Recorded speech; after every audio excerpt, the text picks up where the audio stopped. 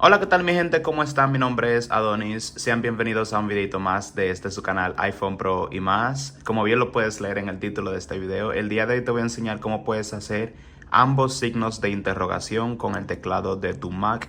Sé que suena bastante sencillo, pero la mayoría de las veces no sabemos cómo hacer el signo de interrogación, el de abrir la pregunta. Casi siempre el que hacemos es que es el de cerrar la pregunta, pero el de abrir la pregunta siempre nos cuesta un poquito. Entonces en este video te voy a enseñar cómo poder hacerlo, ya que en el teclado o en la mayoría de los teclados solamente aparece ese, que es el de cerrar la pregunta, más no aparece ese, que es el de abrir la pregunta, y se hace siempre utilizando el mismo, o sea, la misma tecla o el mismo signo.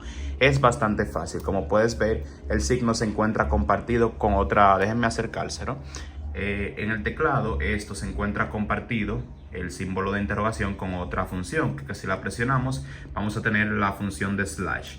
Para que funcione el signo de interrogación, lo que tenemos que hacer es presionar Shift y presionar esto, y de inmediato va a aparecer aquí el signo o lo que queramos marcar. Voy a repetir, Shift y eso, y aparece el signo de interrogación, que es el típico, que es el que se usa para hacer una pregunta, por ejemplo, ¿qué?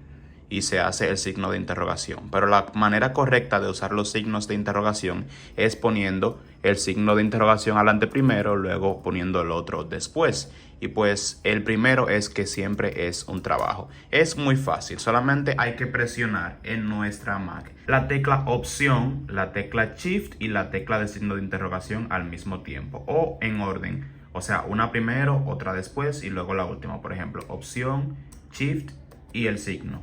Y pues ya de esta forma aparecerá el signo de interrogación que va al principio. Vamos a repetirlo otra vez. Opción, Shift y el signo.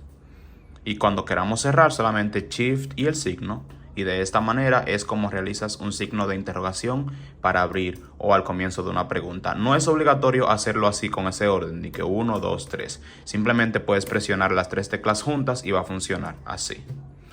Ya te vas acostumbrando, opción, shift y interrogación, presionas las tres juntas y pues ya sale. Cuando solamente quieres el de cerrar, las dos juntas y pues ya sale.